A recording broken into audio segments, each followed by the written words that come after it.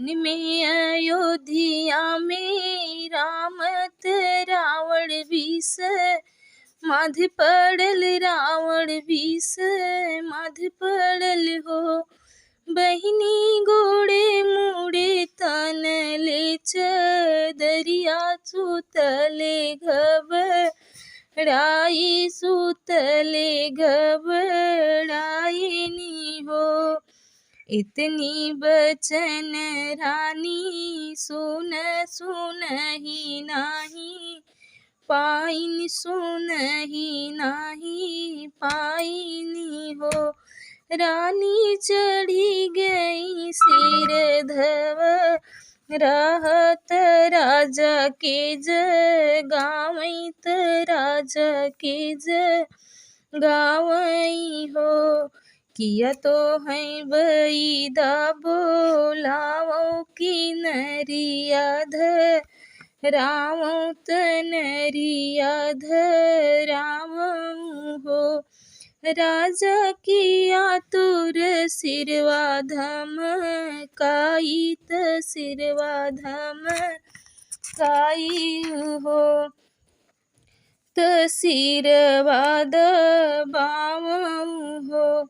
रानी नाही बैदा बोलावो, नरिया धरावो, नरिया धरावो हो।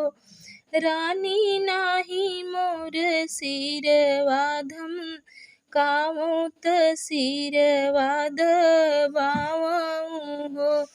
रानी जनमे अयोध्या में रामत मोहे विष, माध पड़ल मोहे विष, माध पड़ल हो। मचियई बैठली सासु त बहुआ रज करई, बहुआ रज करई हो। सासु मुख भरी देऊ नाय शीसत बाढ़ई मोर, नैहर बाढ़ई मोर नैहर हो।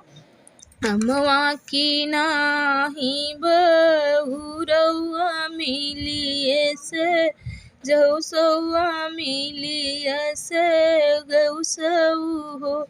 बहु पुरैन यस दऊ तौ कमल यस बेहसऊ, कमल यस बेहसऊ हो। पुतवा शिशु सासु आपन नतिया ससुर कई, नतिया ससुर कई हो। सासु एक ना शिशु वीरन भैया, न जेन मोर उठ गन, जेन मोर उठ गन हो।